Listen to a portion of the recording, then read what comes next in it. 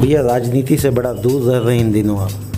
हाँ, उसके भी बहुत कारण है, क्योंकि बहुत से लोगों को ये भ्रम हो गया है, अपना गुरूर हो गया है, घमंड हो गया है।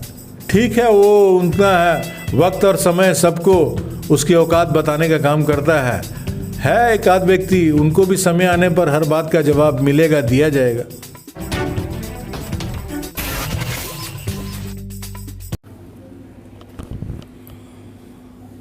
नमस्कार, आज हम लोग बात करेंगे शिक्षा के क्षेत्र में। सबसे पहले तो आपका परिचय करवाएं। हमारे स्टूडियो में जो उपस्थित हैं गिरिडीह सांसद के धनबाद जिला के शिक्षा प्रतिनिधि। सबसे पहले इनका परिचय आपको मैंने बताया, आप हैं प्रिंस शर्मा जी।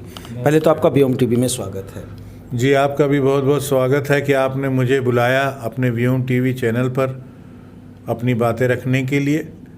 आज के दिन व्योम टीवी लगभग यूट्यूब चैनल हो या सबसे ज़्यादा प्रसारित और प्रचारित है।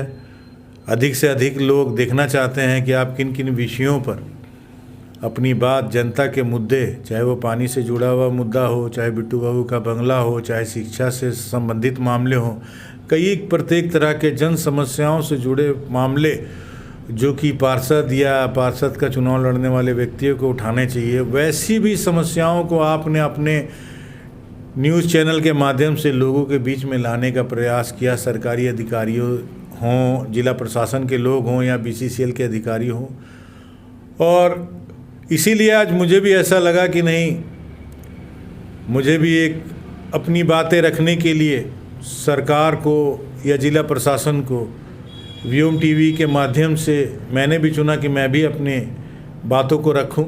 धन्यवाद। भैया, सबसे पहले जानना चाह रहे थे, कोरोना के काल में शिक्षा का जो स्तर है वो कहीं ना कहीं गिरा। एक तरफ शिक्षा का स्तर गिरा, दूसरी तरफ शिक्षा शुल्क बढ़ा। आज इसी सिलसिले पर हम आपसे चर्चा करेंगे। सांसद महोदय के रिप्रेजेंटेटिव होने के नाते शिक्षा के लिए आपकी क्या जिम्मेवारी है धनबाद में? मेरी ये जिम्मेवारी है कि जनहित में, जनता के लिए गिरिडीह लोकसभा के अंतर्गत 4 ब्लॉक आते हैं। बागमारा है, टुंडी पूर्वी है और तोपचांची। ये 4 ब्लॉक गिरिडीह लोकसभा के धनबाद जिले में आते हैं, जिसकी स्कूल कॉलेजों में किसी भी अगर लोगों को समस्या हो रही है, अभिभावकों को या उनके बच्चों को, उसके समाधान के लिए माननीय सांसद गिरिडीह लोकसभा के श्री चंद्र प्रकाश चौधरी ने मेरी मनोनयन किया है, ताकि जिला प्रशासन के माध्यम से मैं लोगों को इससे निजात दिला सकूं, राहत दिला सकूं। भैया, समाधान तो मुझे तो कुछ नज़र नहीं आ रहा है। समाधान, ये बात आप मान रहे हैं कि नहीं? समाधान का प्रयास करने का प्रयास मैं कर रहा हूं, लेकिन कुछ अभिभावकों को सामने आकर अपनी बातें कंप्लेन के माध्यम से रिटर्न। भैया, एक अभिभावक अपने बच्चे की पढ़ाई देखे कि कंप्लेन करे जिला प्रशासन से, क्या ये संभव है? ये तो आप लोगों का काम है। नहीं, काम हमारा है, लेकिन जब मैंने जिला स्तर पर समाहरणालय धनबाद में बैठक होती है, धनबाद के उपायुक्त महोदय तत्कालीन उस समय के, अब तो उनका ट्रांसफ़र हो गया, उन्होंने कहा था धनबाद जिले में चाहे कोई भी विद्यालय हो, निजी विद्यालय हो, जिला प्रशासन के अधीन है।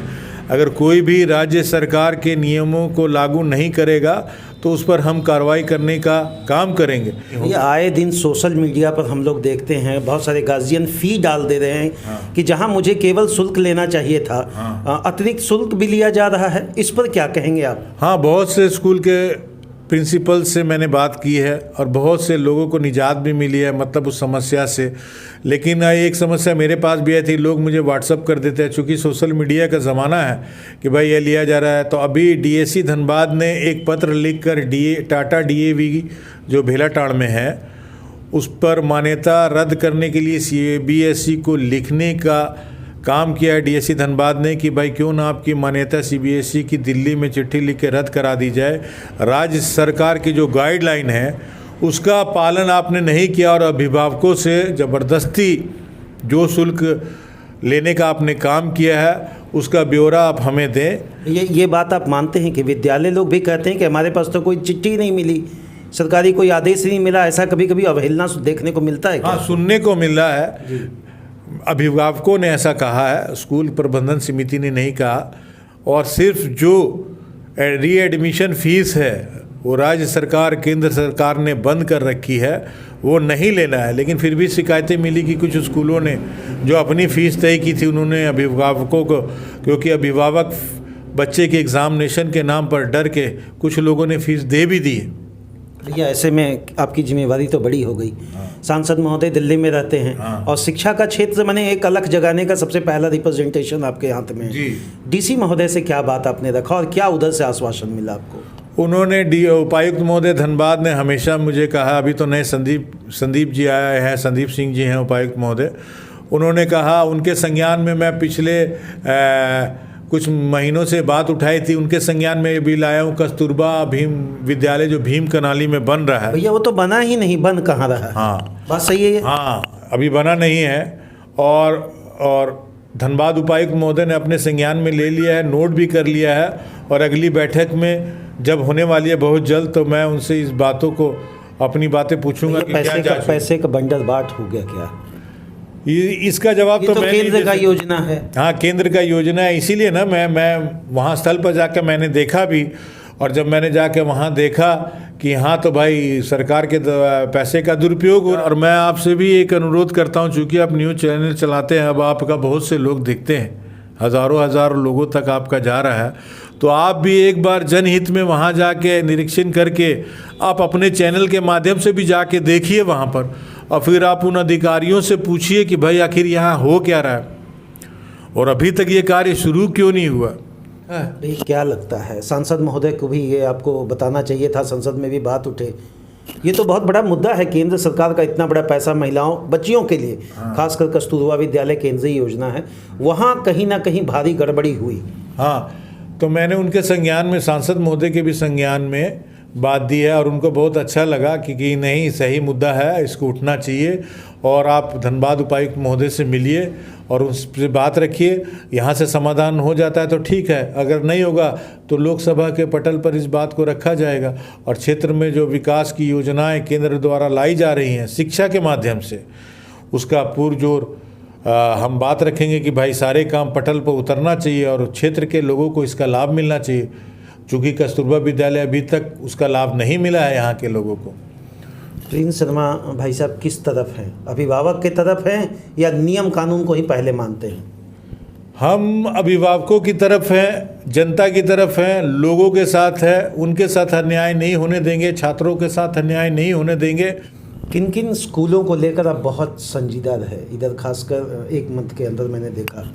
जिन जिन स्कूलों की शिकायत मिली और जिन जिन स्कूलों से, चूँकि कोरोना काल में जब से मेरी नियुक्ति हुई है, कोरोना काल था, लगभग पिछले 1 साल से स्कूल बंद थे। अभी 50% अभिभावकों को सिर्फ स्कूल में आना था और चले जाना था।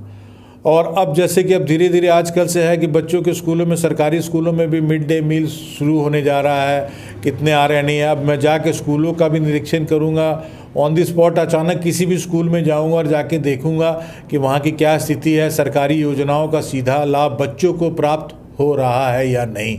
भैया निजी स्कूल मनमानी कर रहे हैं क्या? एकदम कर रहे हैं। किस तरह की मनमानी आपके संज्ञान में आया? मेरे संज्ञान में यही आया, बहुत से स्कूलों के अलग अलग व्याख्यान हैं।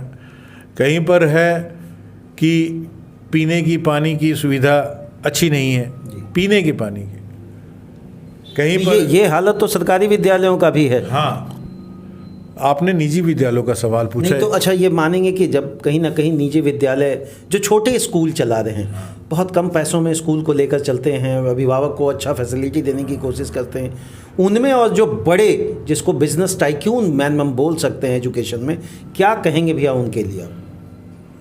मेरे हिसाब से ये मेरी सोच है, हो सकता है मेरे विचारों से बहुत से लोगों को लगे कि मैं गलत कह रहा हूँ, लेकिन अगर सबसे ज़्यादा भ्रष्टाचार कहीं अगर है तो मुझे ऐसा महसूस होता है पिछले 1 वर्षों से कि शिक्षा विभाग में सबसे ज़्यादा भ्रष्टाचार है, जिसको सुधारने के लिए विधायकीय प्रणाली, संसदीय प्रणाली और जो भी लोग जनता के द्वारा चुन के आते हैं, पार्षद हों, जिला परिषद के सदस्य हों, उनको अपने अपने क्षेत्रों में जो इन जिम्मेवार पदों पे हैं, चाहे वो मुखिया हों, जिनको लोग चुन के भेजती है, वो नज़र रखे।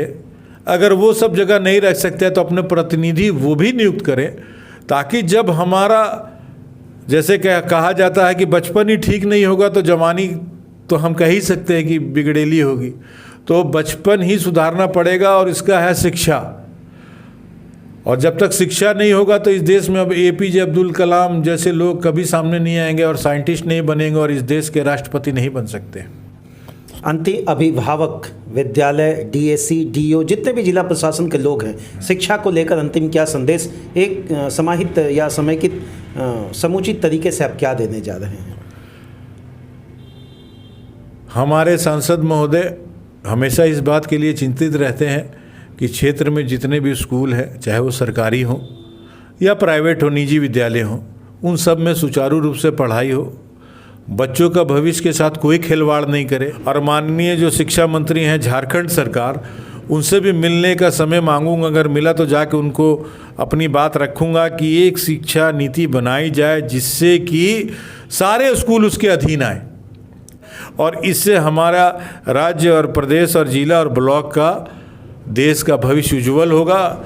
मेरी विचार यही है। बाकी जो बड़े पद पर बैठे लोग हैं, मैं उन तक अपनी बातों को ज़रूर पहुंचाऊंगा और अपना जो दायित्व है उसको निभाने का भरपूर प्रयास करता हूं। और उन अभिभावकों को धन्यवाद भी देता हूं जिन्होंने जिला प्रशासन से या स्कूल के खिलाफ डटकर, कुछ ही लोगों ने शुरुआत की लिखने की या फीस बुक सामने लाने की, उनको मैं धन्यवाद भी देना चाहता हूं। अगर आप आज सामने नहीं आते तो टाटा DAV भेलाटाण पर जिला प्रशासन शिक्षा पदाधिकारियों द्वारा कार्रवाई नहीं हो जाती।